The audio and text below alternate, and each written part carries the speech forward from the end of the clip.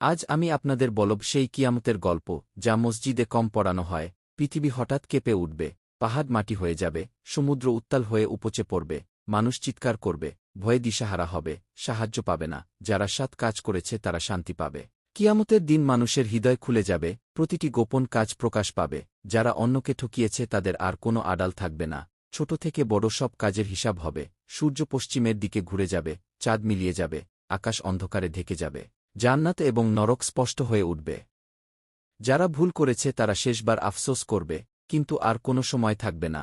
পৃথিবী হঠাৎ শূন্যের মতো ভয়ঙ্কর হয়ে যাবে, মানুষের চোখের সামনে সব কিছু উল্টে পাল্টে যাবে, নদী, পাহাড়, বন, সমুদ্র সবই পরিচিত অবস্থান হারাবে। পাপের ভয়ঙ্কর ফল মানুষের সামনে দৃশ্যমান হবে, ধনসম্পদ আর কোনো কাজে আসবে না, শক্তিশালী ও ক্ষমতাবানদেরও কোনো রক্ষা থাকবে না।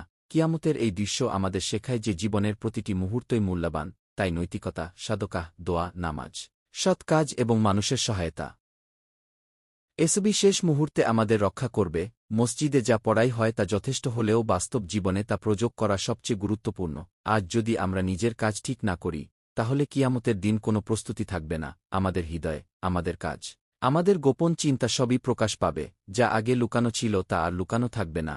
কিয়ামতের সময় কোনো প্রতারণা কাজ করবে না, সবাইকে তার নিজের কর্মের ফল দেখানো হবে।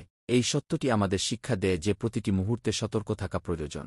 আমাদের জীবনকে মূল্যবান কাজ, সাদকাহ এবং নৈতিকতার মাধ্যমে পূর্ণ করতে হবে। কিয়ামতের গল্প যা মসজিদে কম বলা হয় তা হল হৃদয় ও মনুষ্যের সত্যিকার অবস্থা, যা প্রকাশ পাবে যখন পৃথিবী শেষ দিনের দিকে এগোবে। আমরা আমাদের সময়, সম্পদ, সম্পর্ক এবং কাজ সবকিছু পুনর্মূল্যায়ন করতে পারি, কিন্তু কিয়ামতের দিনে সেই সুযোগ আর থাকবে না। তাই আজ থেকেই আমাদের প্রস্তুতি নেওয়া প্রয়োজন। আজকের কাজই আগামী কিয়ামতের রক্ষা। মনে রাখুন, কিয়ামত প্রতিটি মুহূর্তে আমাদের কাছে নিকটে এবং আমাদের সচেতনতা, সততা, সাদকাহ ও দোয়া এসবই শেষ মুহূর্তে আমাদের রক্ষা করবে।